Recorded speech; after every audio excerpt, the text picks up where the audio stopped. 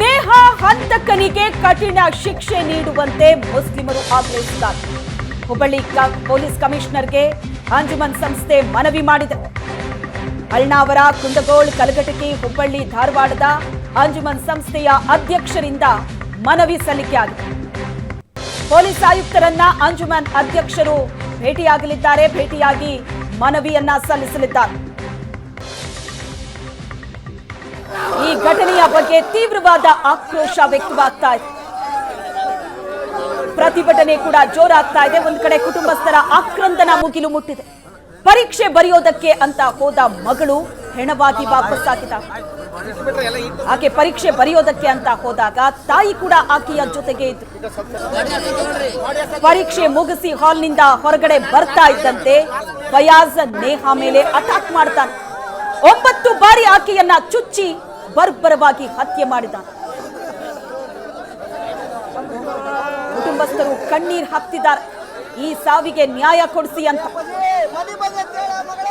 ಕುಟುಂಬದವರನ್ನ ಶ್ರೀಗಳು ಭೇಟಿಯಾಗಿ ಮಾತಾಡ್ತಾ ಇರುವಂತಹ ದೃಶ್ಯ ಒಂದು ಕಡೆ. ಮತ್ತೊಂದು ಕಡೆ ಹುಬ್ಬಳ್ಳಿಯಲ್ಲಿ ಪ್ರತಿಭಟನೆ ನಡೀತಾ ಇದೆ. ಎಬಿವಿಪಿ ಕಾರ್ಯಕರ್ತರು, ಅಲ್ಲಿಯ ವಿದ್ಯಾರ್ಥಿಗಳು ಪ್ರತಿಭಟನೆ ನಡೆಸ್ತಾ ಇದ್ದಾರೆ.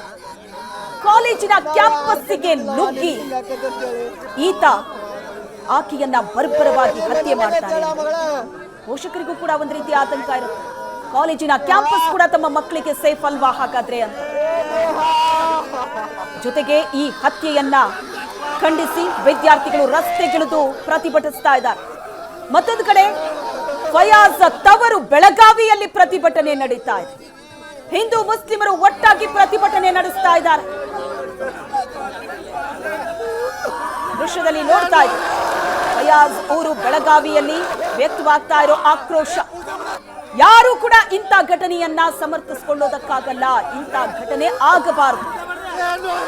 ಹತ್ಯೆ ಮಾಡಿದಂತಹ ಫಯಾಜ್ಗೆ ಕಠಿಣ ಶಿಕ್ಷೆ ಆಗಬೇಕು, ಗಲ್ಲು ಶಿಕ್ಷೆ ಆಗಬೇಕು ಅಂತ ಪ್ರತಿಭಟನಾಕಾರರು ಆಗ್ರಹಿಸಿದ್ದಾರೆ.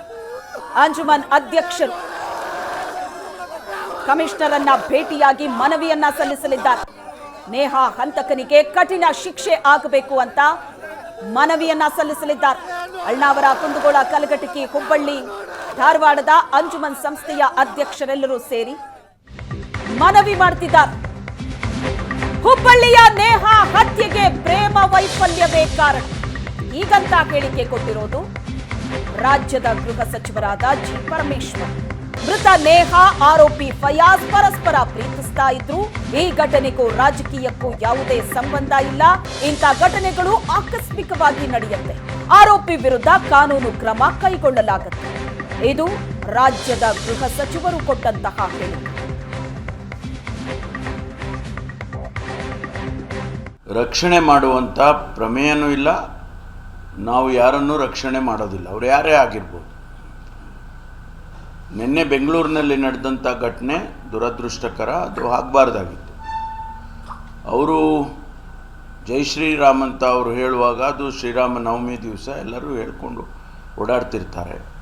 ಅದಕ್ಕೆ ಅಡ್ಡಿಪಡಿಸ್ತಕ್ಕಂಥ ಕೆಲಸ. ಅದರ ಜೊತೆಗೆ ಇವರು ಬೇರೆ ಸ್ಲೋಗನನ್ನು ಕೂಗಿದ್ದಾರೆ ಅಂತೇಳಿ ಈಗಾಗಲೇ ನಾವು ಅವರನ್ನು ಇಮಿಡಿಯೇಟಾಗಿ ಸೆಕ್ಯೂರ್ ಮಾಡಿ ಅವ್ರ ಮೇಲೆ ಏನು ಕಾನೂನಿನ ಕ್ರಮ ತಗೋಬೇಕೋ ಅವ್ರನ್ನ ಕಾನೂನಿನ ಕ್ರಮ ತಗೊಳ್ತಾ ಇದ್ದಾರೆ.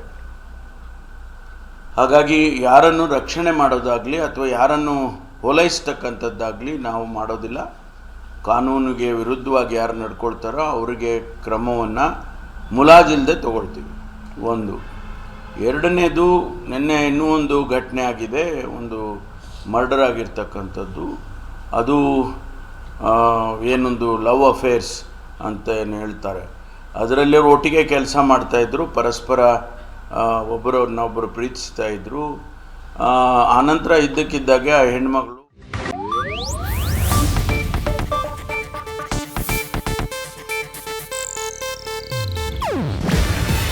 ಇದು ಏಷ್ಯಾನೆಟ್ ನ್ಯೂಸ್ ನೆಟ್ವರ್ಕ್ ಪ್ರಸ್ತುತಿ.